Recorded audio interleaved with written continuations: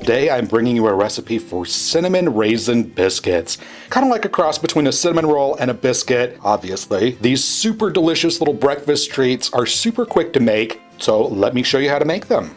Now this recipe uses buttermilk, and buttermilk is one of those ingredients that I don't usually carry or have on hand in my refrigerator, so I'm going to make my own here.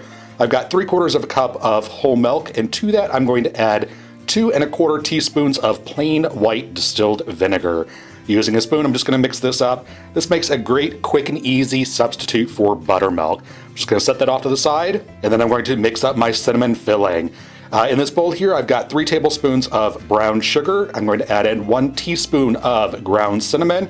I'm just going to mix this together until those two are combined.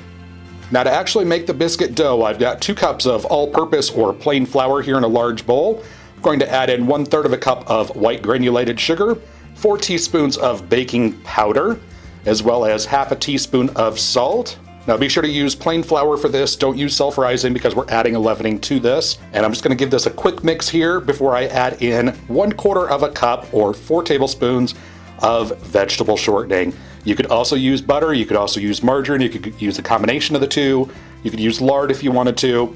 Just a solid fat here, and using the back of a fork, I'm going to cut that shortening into the dry ingredients to form a coarse, crumbly mixture, if you will. Now I'm going to add in half a cup of plain raisins here. You want to make sure and separate those so there's no big clumps of raisins here. I'm just going to mix those in and get those coated with the dry ingredients here. And then I'm going to add my homemade buttermilk mixture to this. Just dump that all in there. And using the same fork that I cut that shortening into the dry ingredients, I'm just going to mix this together until it just comes together to form a dough. Do not overmix your dough here because you're going to end up with tough little hockey pucks, and you want nice, lofty, and soft and flaky biscuits. Now once that comes together, you want to go ahead and turn that out onto a lightly floured surface. And you can see here it's still, it's not a smooth dough at all. Just using your fingertips here, you want to press it out. If it's just a little bit dry, go ahead and fold it over on itself. But using your hands, you just want to press this out until it is about 1/2 inch or so in thickness. Then you want to take your brown sugar and cinnamon mixture, and you want to sprinkle that on half of your dough here. And we're only going to put it on half because we're actually going to layer this up by folding it a couple times. But just go ahead and spread that out on half, and then gently press it down into the dough. And then carefully lift up the second half of the dough and place it over the top. Now you'll see here, my dough is really, really loose. That's perfectly fine. That's perfectly acceptable. That's actually what you want in a good biscuit dough. But go ahead, again, press this out to about 1/2 inch thickness or so. And then you want to, again, lift up half of this and turn it over on itself. If it starts to fall apart, that's fine. Just put it back together as best as you can. And you want to pat this out until it's about 3/4 of an inch to an inch thick, leaning towards the inch thick side because you want nice thick biscuits here. And then what you want to do is take your biscuit cutter of choice. Mine just happens to be a can of, they were mushrooms at one time. Just cut the top and bottom of that off and wash it out. Makes a perfect biscuit cutter here. Now you want to cut out your biscuits, and when you cut these out, you want to press straight down into your dough. Do not twist the cutter at all when you are making or cutting out biscuits. That actually kind of seals the edges of biscuits and prevents them from lifting up.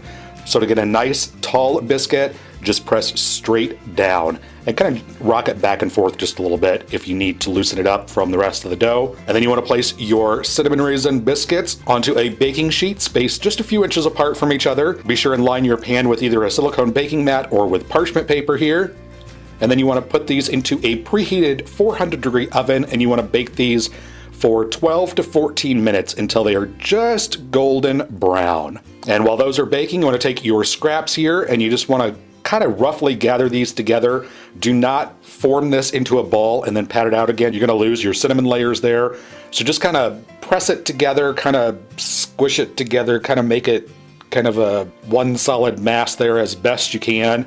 Flatten it out a little bit and then cut out more of your biscuits. And this recipe should yield about 12 biscuits or so. Now once your biscuits are nicely golden brown, go ahead and remove them from the oven, and using a spatula, remove them from the cookie sheet and place them onto your countertop or a wire rack or something to cool completely. Then you can go ahead and bake up the rest of your biscuits. And while those are cooling just ever so slightly, I'm going to make up some icing here. I've got 1 cup of powdered sugar in a small bowl. I'm going to add in just a splash of vanilla extract, as well as about 1.5 tablespoons or so of whole milk. Using a spoon, I'm just going to stir this up. This is a nice, quick, easy icing recipe here. Go ahead and stir that together until it is nice and smooth. And then to serve these up, just go ahead and place a biscuit or two onto a small plate and spoon some of that delicious vanilla icing right over top. And there you go. That's how you make your very own cinnamon raisin biscuits at home. These little gems are so delicious. There's just the perfect amount of cinnamon there. The biscuits aren't so sweet, so you can go heavy on that icing. So go ahead and give this recipe a try. I would love to hear down below how you like it. If you like this video, be sure to give it a thumbs up.